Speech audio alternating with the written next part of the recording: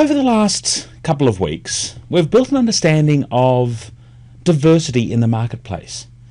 Customers vary from each other. They are different. Think back a couple of weeks when we looked at marketing information and market research.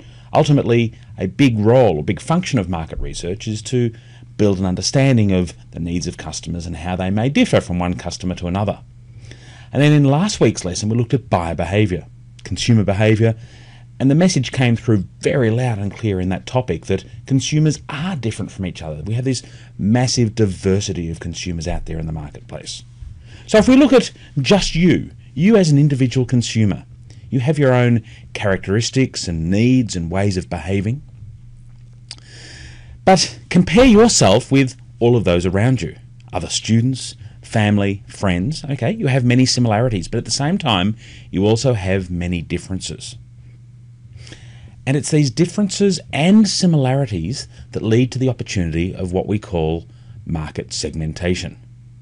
Let me explain in a bit more detail. I think the best way to do that is to look at the definition of market segmentation. Your reading, the chapter from Hollandson this week, defines market segmentation as a process by which a market, remember a market is a group of customers, process by which a market is divided into distinct customer subsets of people. In other words, divided into smaller groups. And each of these smaller groups will have similar needs and characteristics within the group. And of course, different needs and characteristics to other groups that have been divided. As a result, these similarities within a group will lead to the customers in that smaller group to respond in similar ways to a particular product and marketing program. Okay, in other words, market segmentation is all about taking this larger group of customers and dividing them down into smaller groups with similar characteristics within each group, and of course, each group having different characteristics from each other group.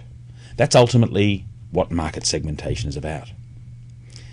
Now, in reality, marketing segmentation isn't black and white, as many things you've discovered in marketing are not black and white. Look at this continuum here. Over on the left-hand side here, mass marketing.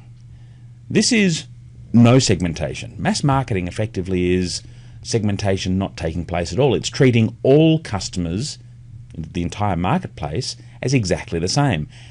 It's assuming they all have the same set of needs, and as a result of that same set of needs, we can just use one simple marketing approach for all customers. That's mass marketing. One marketing approach, what do we mean? Well, we mean having only one product at one price level for all customers. One promotional program that we use. In other words, advertising that applies and is designed to appeal to everyone in the marketplace. Having only one means of distribution and getting the product out to those customers. Treating them all as exactly the same. That's mass marketing. The other extreme, over on the right-hand side here, one-to-one marketing. This is the ultimate in segmentation, when we treat every individual customer as unique. This is also known as micro-marketing, where we provide a customized approach for each customer, design a completely unique product for everyone, have a unique promotional or advertising campaign for them. We decide on the price on a customer-by-customer basis. It's quite a unique approach. Now, in reality, this is difficult to achieve. Sure, maybe technology is allowing more marketers to move further down to the right-hand side of this scale here. But ultimately, you're going to find that most organisations in their marketing will fit somewhere between these two extremes. I struggle to find or think of any examples of organisations that practice pure mass marketing. I also struggle to find examples of organisations that practice pure one-to-one marketing. In reality, they all sit somewhere in the middle along this continuum. Sure, some are up further to the left, some are further to the right. But recognise that segmentation does vary a lot from one organisation to another and from one industry to another. A little challenge for you. Jump into the discussion forum here in Moodle now. And if you can think of any organisation that you believe practices mass marketing, in other words, takes one marketing approach for all customers, post it in the discussion forum. Let us know if you can think of anyone. I'd suggest most organisations are probably back along the continuum somewhat. So these are the different approaches to marketing. Recognise segmentation is not just one way of doing things. Now, these segments, these smaller groups of customers, it's only going to work if each segment has a set of characteristics. Now, here is a list of the 5 characteristics that Hollinson, your chapter reading for this week, suggests are necessary for segments to be effective. Firstly, they must be of adequate size. If the segments are too small, in other words, there's only a very small number of customers there, it's potentially not going to be profitable for the organisation to target such a small segment. You need to have a reasonable revenue coming to the organisation to make business profitable. Secondly, each segment must be measurable. In other words, is it possible to differentiate the people within the segment from other segments? A good example of that might be age-based segmentation. Yes, you can obtain information about different age groups in Australia's population from sources such as the Australian Bureau of Statistics. Okay, so teenagers, for example, versus elderly people. We can have a look at different characteristics of those people. That's what measurability is all about. Accessibility. Is it possible to actually make contact with customers in that segment?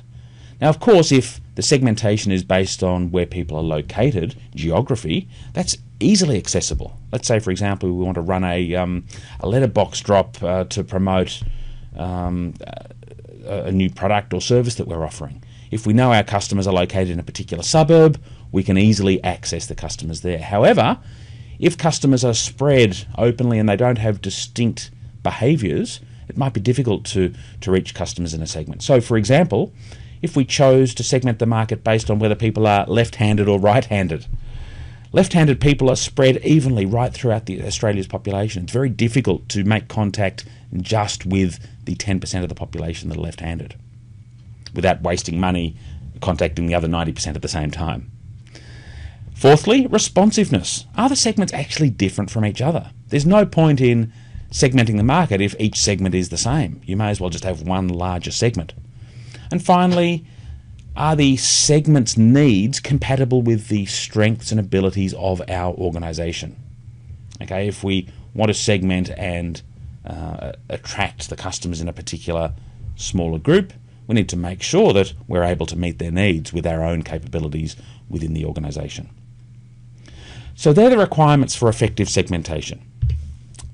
To bring you back to that definition, really important you understand what segmentation is about. Hollinson says it's the process by which a market is divided into distinct customer subsets of people with similar needs and characteristics. And this is going to lead those people to respond in similar ways to a particular product offering and a strategic marketing program. In the next few Marketing Morsel videos, we'll be exploring this process of segmentation in much more detail.